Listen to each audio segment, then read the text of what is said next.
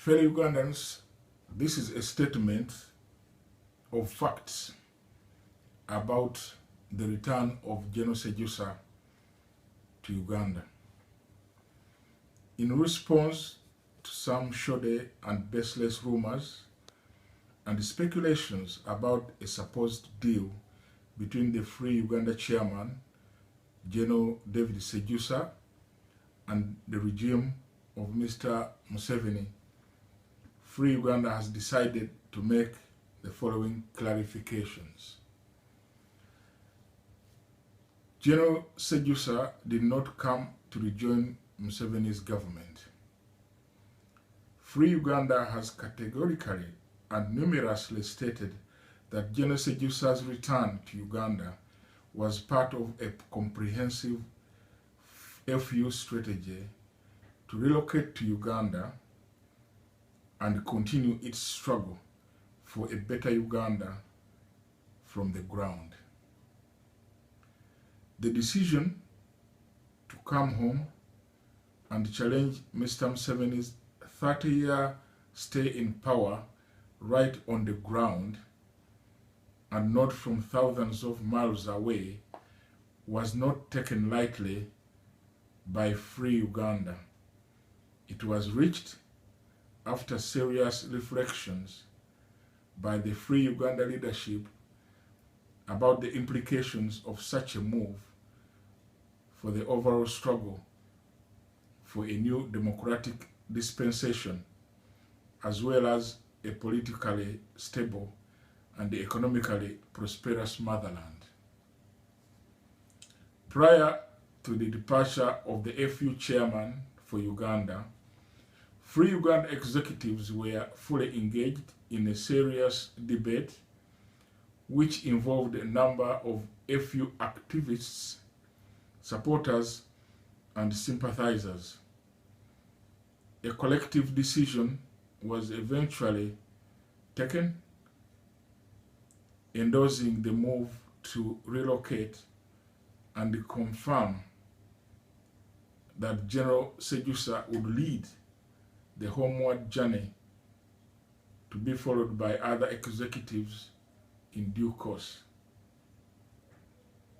On the day of departure, arrangements were made for some FU leaders to accompany the FU chairman to Heathrow Airport. Although for operational reasons, not all leaders were to come to the airport. For example, for some leaders who were to come to the airport, such as the FU press secretary, it was a personal decision not to go to Heathrow as it was too early in the morning for him. The opposition leaders informed. It was not deemed necessary for Free Uganda to belabor this point, but following some misleading reports in the media on the subject, FU now wishes to clarify as follows. 2 weeks before General Sejusa returned to Uganda, Free Uganda decided that a few opposition leaders be briefed confidentially about the decision for the general to return home. Among those briefed was Dr. Kizza Besigye. Dr. Besigye was briefed on the 29th of November 2014.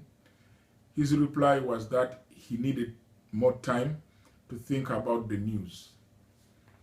On 5th December 2014, again, Dr. Besigye was sought out and informed that General Sejusa would be returning home, and a request was put to him that he organizes some leaders to come to come and meet the general at Entebbe International Airport.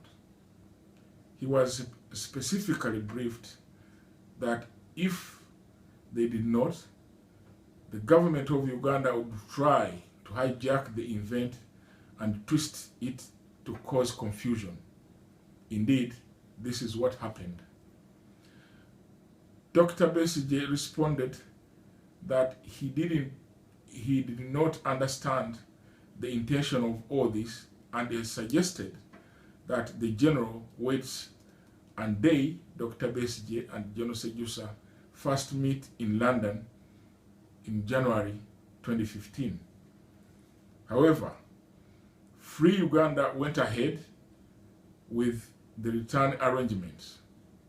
Once again, through the lawyer who was handling the travel arrangements, contact was made with Dr. Besigye and 2 other opposition leaders, and this time it was to the effect that General Sejusa was indeed on the way to Uganda. Therefore, it is not true that some of these leaders were not informed. With modern communications technology, it is not difficult to establish the truth about these communications. On the 2 young people sent by Mr. Museveni, Free Uganda had been mobilizing and organizing for the return of its chairman for 4 months. At first, this was among a small group within the leadership in order to avoid leakages.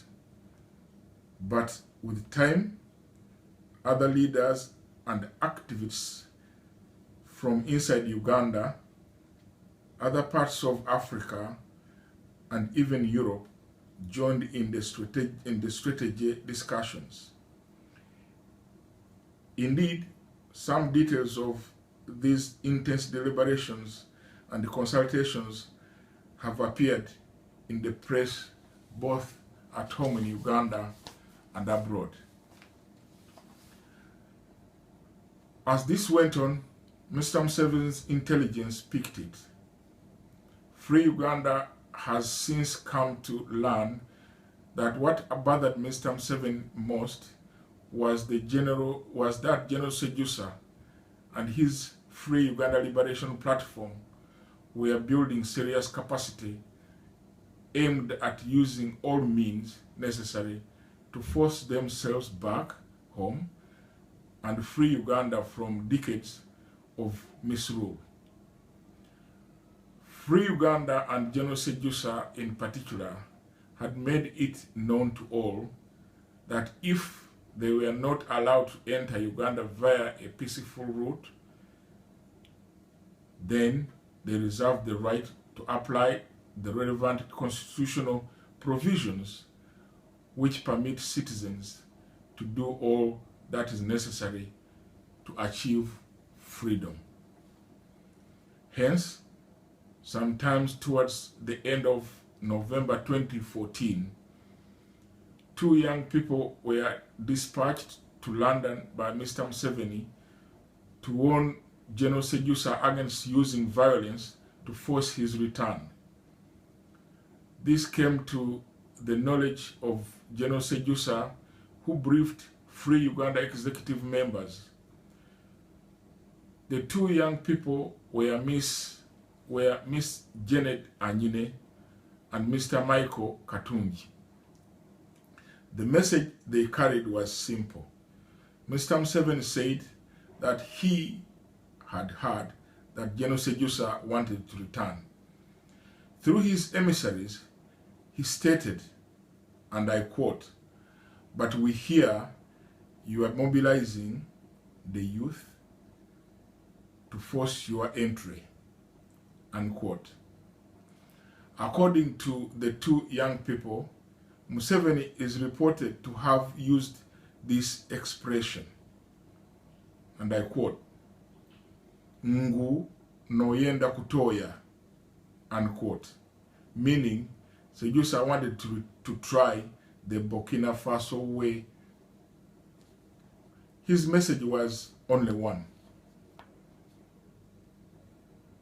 and I quote, "We shall not block or harass you. Return home without any conditions," unquote. Free Uganda considered this message and, on balance, decided to take the risk. Instead of the organization using forceful entry, using violence at the airport and elsewhere, as had been planned, the organization chose to take up Museveni's no-condition attached offer. This decision by Free Uganda was against the background of the government having given this type of assurance to other people also. But before meeting Anyine and Katunji, once again a written message was sent to Dr. Besigye and a few others, informing them of this development. They were informed that Mr. Museveni had sent 2 people with the sole message that General Sejusa can return home without any hindrance and need not resort to violence, as they understood he was planning to do.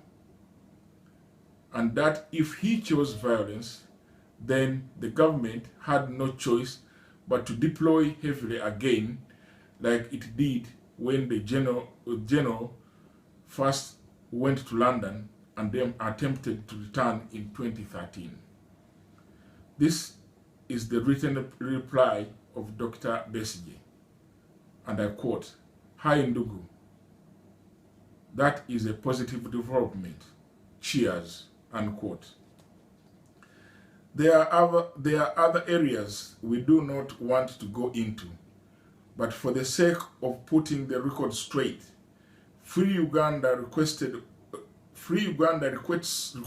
all Ugandans to now move towards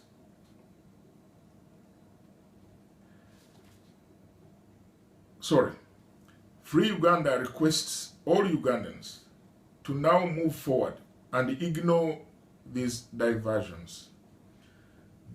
These, in summary, are the facts surrounding the much publicized homecoming of Free Uganda and its chairman, General David Sejusa. As Ugandans will realize, General Sejusa has now applied for retirement from the army in order that he may continue to participate in the ongoing struggles of the people of Uganda for political transformation. The journey to a free and better Uganda is one that should be freely joined by all patriotic citizens, as well as all well-meaning friends of Uganda, without any harassment or impediment by the state.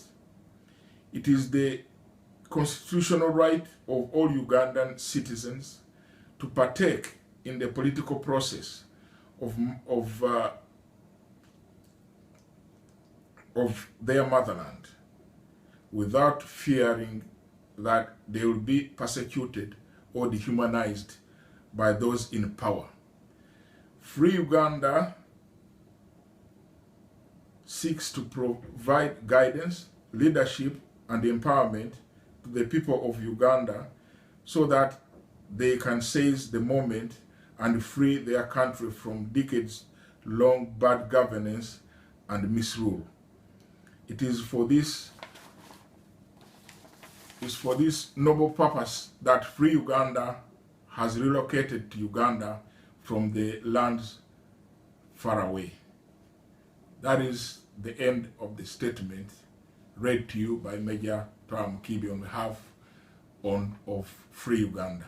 Thank you very much, and you are all welcome to join the struggle.